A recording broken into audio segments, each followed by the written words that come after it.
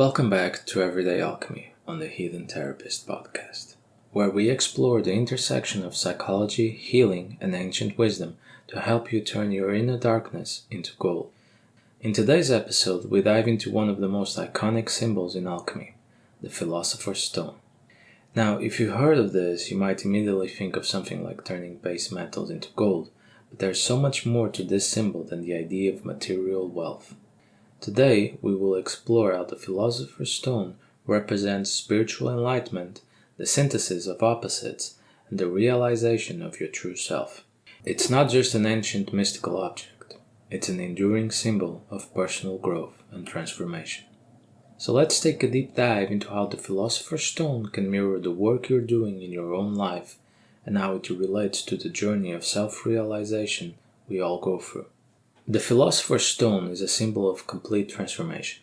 In alchemy, it represents the pinnacle of the alchemical process, an object that can transmute base materials into gold, symbolizing the purification of the self.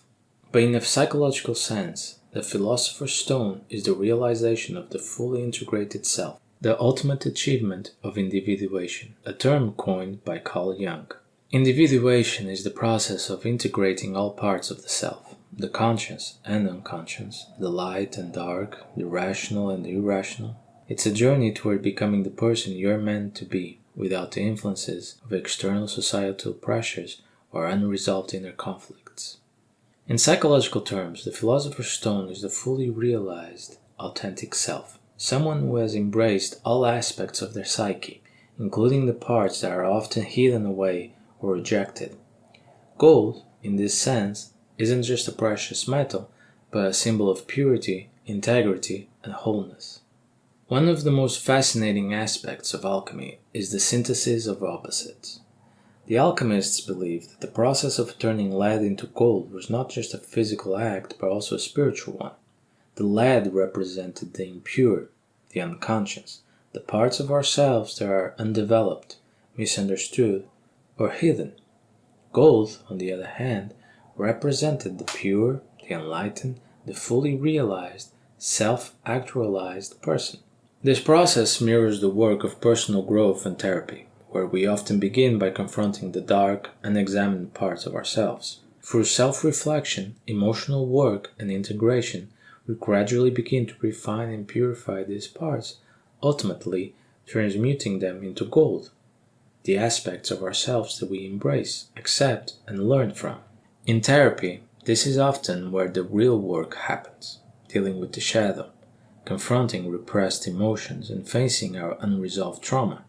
But just like the alchemical process, this work is neither easy nor quick. It's a slow, often painful process of eating up the lead, of breaking down the old so that the new can emerge. It's about facing the darkness within and emerging on the other side with a clearer, more authentic sense of self. Jung spoke about the importance of the self, the integration of the conscious ego with the unconscious psyche. He viewed the Philosopher's Stone as a metaphor for this very process.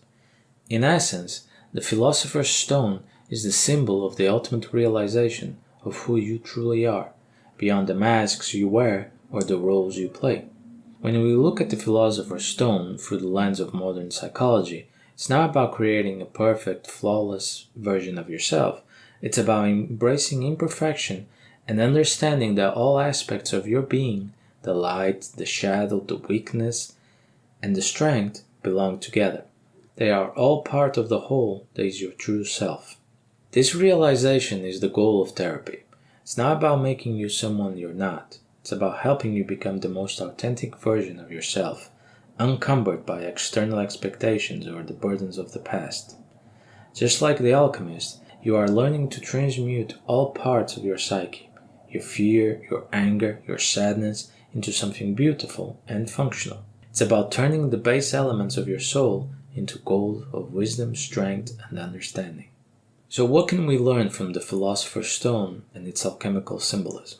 First, it teaches us that true transformation requires both effort and time. The path of personal growth isn't easy. It's a journey through chaos, struggle, and eventual integration.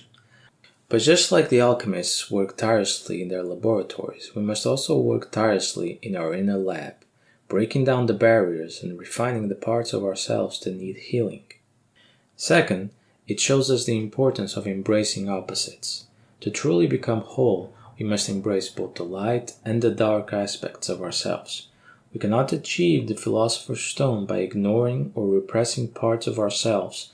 We must face them head on, accept them, and find a way to synthesize them into our greater being. The Philosopher's Stone represents the culmination of the alchemical process, a symbol of the purification and wholeness we all strive for in our own lives.